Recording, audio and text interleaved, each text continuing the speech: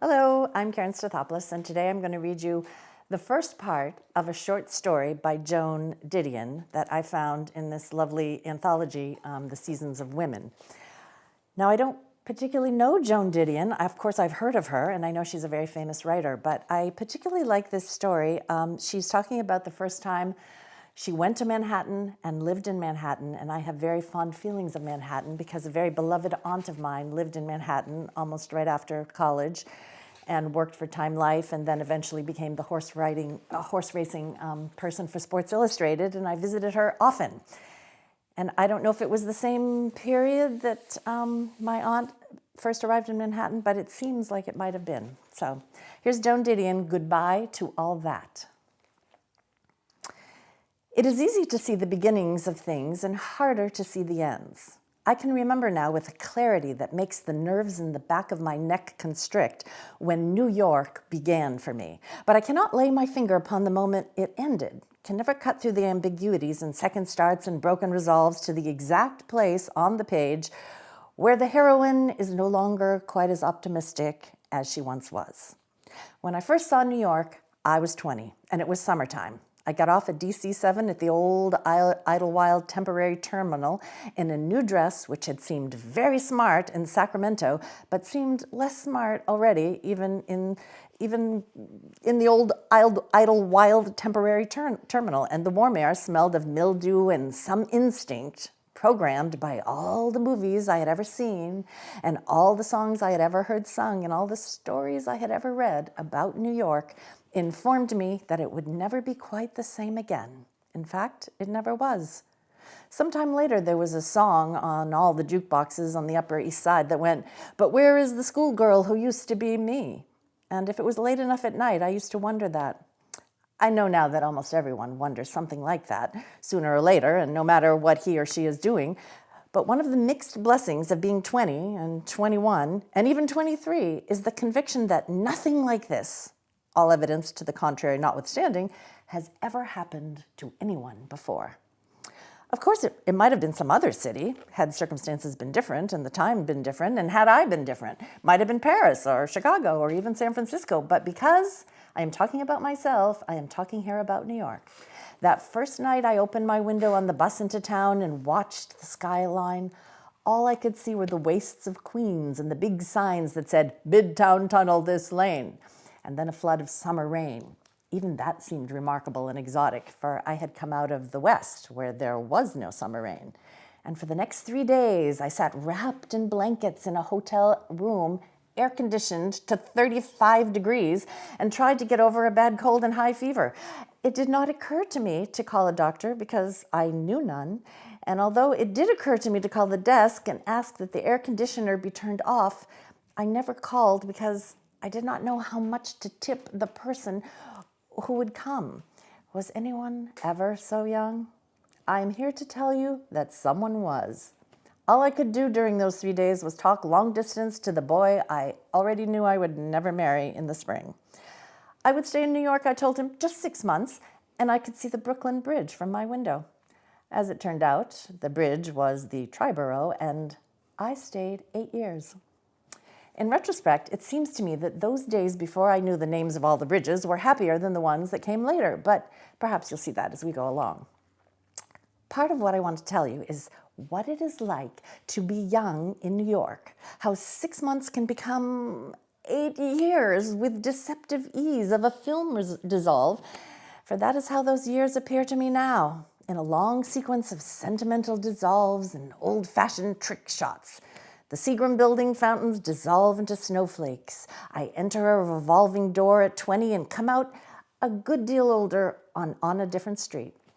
But most particularly, I want to explain to you, and in the process perhaps to myself, why I no longer live in New York.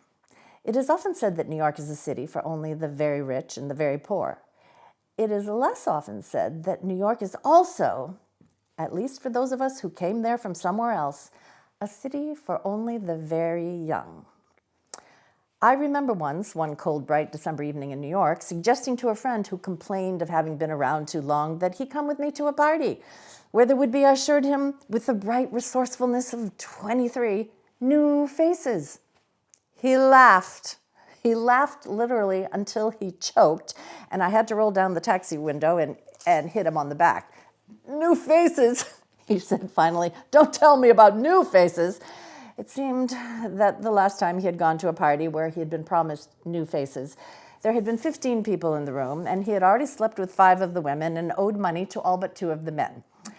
I laughed with him, but the first snow had just begun to fall, and the big Christmas trees glittered yellow and white as far as I could see up Park Avenue, and I had a new dress, and it would be a long while before I would come to understand the particular moral of the story. It would be a long while because, quite simply, I was in love with New York. I do not mean love in any colloquial way. I mean that I was in love with the city, the way you love the first person who ever touches you and never love anyone quite that way again. I remember walking across 62nd Street one twilight that first spring. I was late to meet someone, but I had stopped at Lexington Avenue and bought a peach and stood on the corner eating it and knew that I had come out of the West and reached the mirage. I could taste the peach and feel the soft air blowing from a subway grating on my legs, and I could smell lilac and garbage and expensive perfume. And I knew that it would cost something sooner or later because I did not belong there, did not come from there. But when you are 22 or 23, you figure that later we'll have a high emotional balance and you'll be able to pay whatever it costs. I still believed in possibilities then. Still had the sense so peculiar to New York that something extraordinary would happen any minute, any day, any month. I was making only $65 or $70 a week then. I had so little money that some weeks I had to charge food at Bloomingdale's gourmet shop in order to eat, a fact which went unmentioned in the letters I wrote to California. I never told my father I needed money because I knew he would send it, and then I would never know if I could do it by myself. At that time, making a living seemed a game to me, with quite arbitrary but quite inflexible rules. And except on a certain kind of winter evening, 6:30 in the 70s, say, already dark and bitter with the wind off the river, when I would be walking very fast toward a bus and would look in the bright windows of brownstones and see cooks working in clean kitchens and imagine women lighting candles on the floor above and beautiful children being bathed on the floor above that. Except on nights like those, I never felt poor. I had the feeling that if I needed money, I could always get it. I could write a syndicated column for teenagers under the name Debbie Lynn, or I could smuggle gold into India, or I could become a $100 call girl. None of it would matter. Nothing was irrevocable. Everything was within reach. Just around the corner lay something curious and interesting, something I had never seen before or done or known about. I could go to a party and meet someone who called himself Mr. Emotional Appeal and ran the Emotional Appeal Institute, or Tina Onassis Blandford, or a Florida cracker who was then a regular on what he called the Big C. I could stay up all night and make mistakes, and none of it would count. You see, I was in a curious position in New York. It never occurred to me that I was living a real life there. In my imagination, I was always just there for another few months, just until Christmas or Easter or the first warm day in May. For that reason, I was most comfortable in the company of Southerners. They seemed to be in New York like I was, on some indefinitely extended leave from wherever they belonged, disinclined to consider the future, temporary exiles. Someone who lives always with a plain schedule in the drawer lives on a slightly different calendar. Christmas, for example, was a difficult season. Other people could take it in stride, going to Stowe or going abroad or going for the day to their mother's places in Connecticut.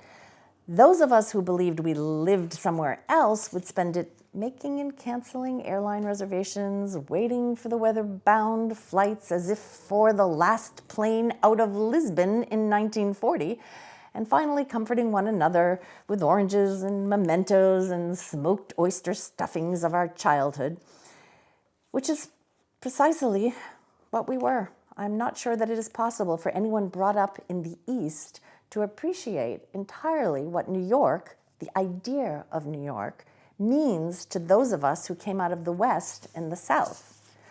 To an Eastern child, particularly a child who has always had an uncle on Wall Street and who has spent several hundred Saturdays, first at FAO Schwartz and being fitted for shoes at Best's, and then waiting under the Biltmore clock and dancing to Lester Lannon, New York is just a city, albeit the city, a plausible place for people to live.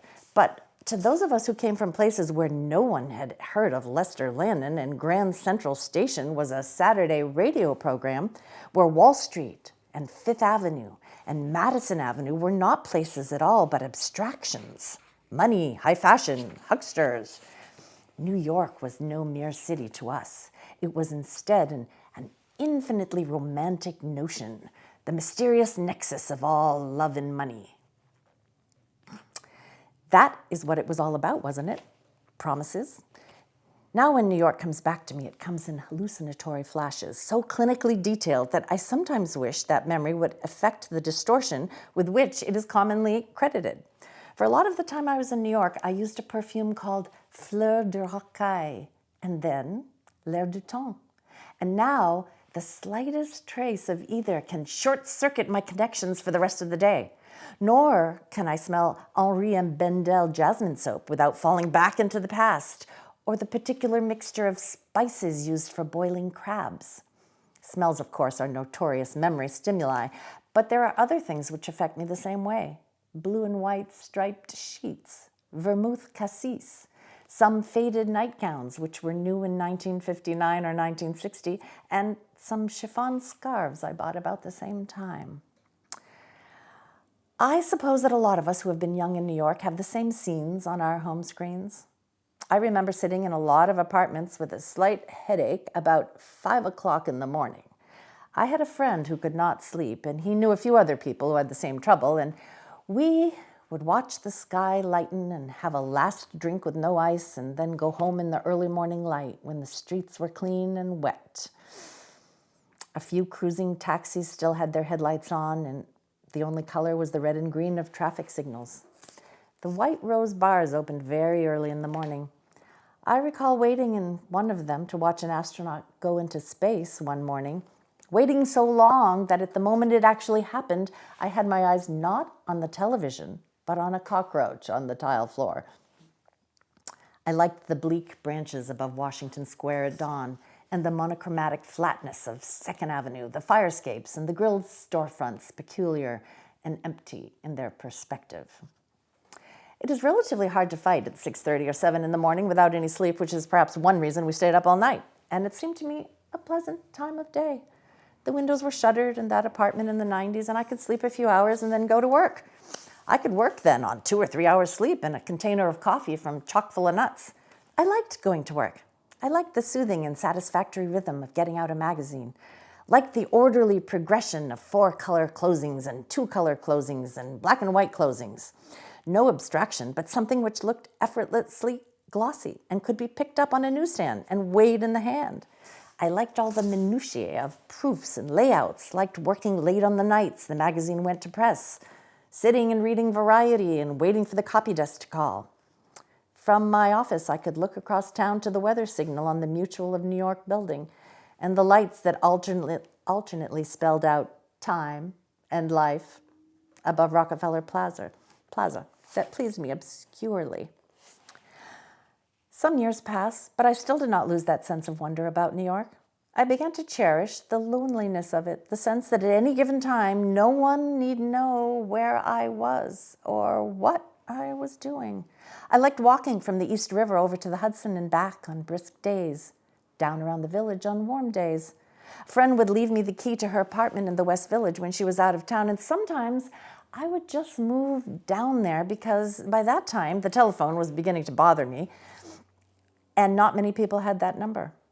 I remember one day when someone who did have the West Village number came to pick me up for lunch there, and we both had hangovers, and I cut my finger opening him a beer and burst into tears, and we walked to a Spanish restaurant and drank Bloody Marys and gazpacho until we felt better. I was not then guilt-ridden about spending afternoons that way because I still had all the afternoons in the world. And even that late in the game, I still liked going to parties. All parties, bad parties, Saturday afternoon parties given by recently married couples who lived in Stuyvesant Town, West Side parties given by unpublished or failed writers who served cheap red wine and talked about going to Guadalajara, Village parties where all the guests worked for advertising agencies and voted for Reformed Democrats. Press parties at Sardi's, the worst kinds of parties. You will have perceived by now that I was not one to profit by the experience of others, that it was a very long time indeed before I stopped believing in new faces and began to understand the lesson in that story, which was that it was distinctly possible to stay too long at the fair.